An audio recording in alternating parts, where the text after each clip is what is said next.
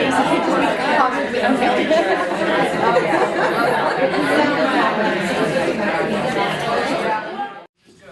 2005, and I recently had the great honor of joining the board. Today is, of course, everybody knows Financial Women of San Francisco. Actually, probably more than knows because we have some guests. Financial Women of San Francisco has as a mission to advance the success of women in finance in the Bay Area. One of the most important things that we do is raise money for the next generation, for scholarships. Last year we raised and gave away $90,000 in scholarships to women in undergraduate and graduate programs so they can have careers in finance too. Great. And Emily, who's today going to talk about lessons for business, life and business from the mountains, or with the subtitle, Reading on Top. We belong there. Emily talks about, believes that the same characteristics that make a strong mountain climber also make a successful business person. She should know she is extraordinarily accomplished in both fields. She had a 17-year career in quantitative finance. She has an MBA from Berkeley. She has CFA and CAIA investment designation. She is currently the treasurer of a very prestigious Compton Foundation in San Francisco.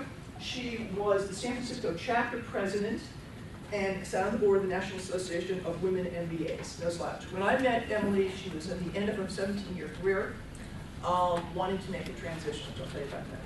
On the mountain climbing side, Emily has climbed peaks in 6 and 7 continents, and she's reached a height of 23,000 feet. That sounds really, really high to me.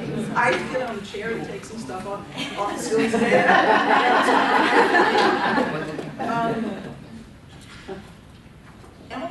Emily has a mission. As I was saying, Emily came to me at a time when she was at the tail end of her career. She wanted to buy a company that is devoted to running, it's called The Wild. She's going to pass out some flyers, probably at the end.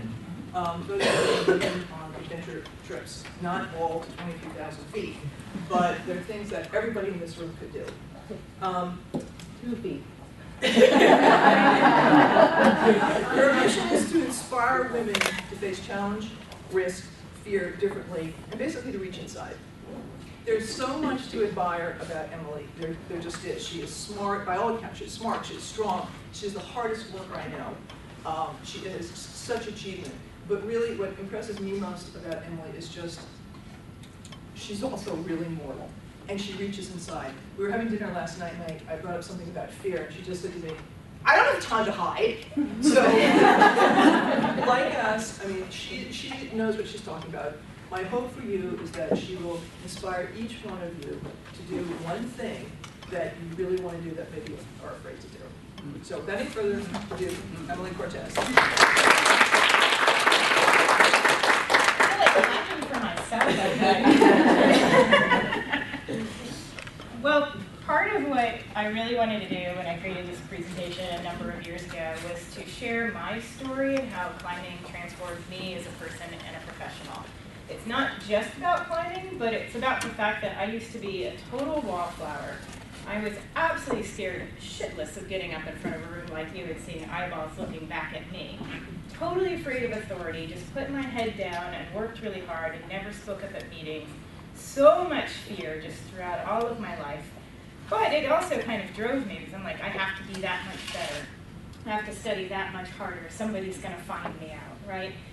Once I started climbing, I developed this connection with my body and my own personal power, and it totally transformed me. I learned how to be confident, I learned what my limits were, I learned how to speak up in situations where literally in the mountains it can be a situation of life or death. So you figure out how to raise your hand and make your voice heard. And I kept bringing these lessons back to the workplace, and it was amazing how much it changed the way that people dealt with me and how I looked at difficult challenges or big presentations and really thought about fear and what does fear really mean and the difference between real and perceived fear. So I'll be taking you through some of these personal journeys through the mountains and how I brought them back into turning into lessons for the workplace that will hopefully inspire you, or there will be some parallel in your own life that will help you look at a challenge, an obstacle, an opportunity a little bit differently. First though, I'd like to do a very quick tutorial on what is climbing, because there's a lot of different perceptions. The most common one is the scene in Mission Impossible, where Tom Cruise has one hand and he's just hanging there in free space, no rope, no nothing, and the helicopter whirs around and tells him there's a mission. So I don't do that. This is actually an all-women's trip that I did informally many years ago to the top of Mount Morgan, a peak that's almost 14,000 feet. And you can see that's pretty challenging terrain, at least to do for several miles, but you don't have a major risk of falling off of a cliff, and you don't have to use any technical equipment like ropes and harnesses. So that's considered climbing, and you can still get a great sense of achievement from doing things like that. This is more vertical or technical rock climbing, so when you're going straight up a face and using rope for protection. I do that a little bit, but it's not my main passion.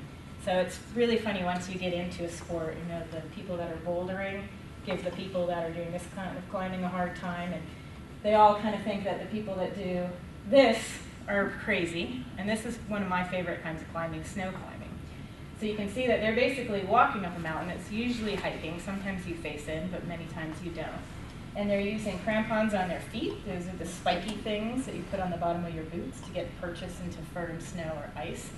And an ice axe in case you fall. You use that to arrest your own fall. So you're never actually connected to the mountain. You have to use dynamic forces in order to keep yourself on or to stop a fall.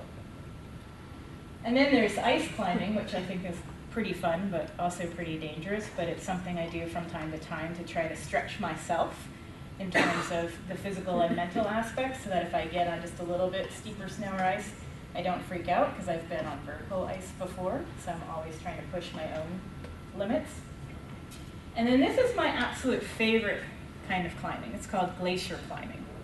This happens to be on Mount McKinley, or better known as Denali.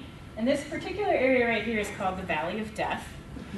I chose not to do this route because I really didn't like the name, Valley of Death. But it gives you a sense that you have to navigate through all of those crevasses and try to find a safe passage. And if you fall into one, what you do is you're connected to other climbers, so you have to stop each other's fall. And if you can't prusik out, if you can't ascend a rope on your own, they'll build a pulley and pull you out.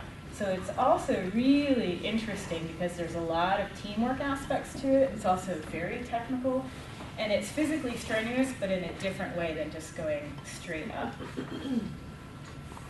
So, if I had to summarize the main thing that I took away from climbing and how it changed me, was that all of these mini lessons along the way helped me figure out how to look at obstacles differently. Because it sounds kind of pessimistic, but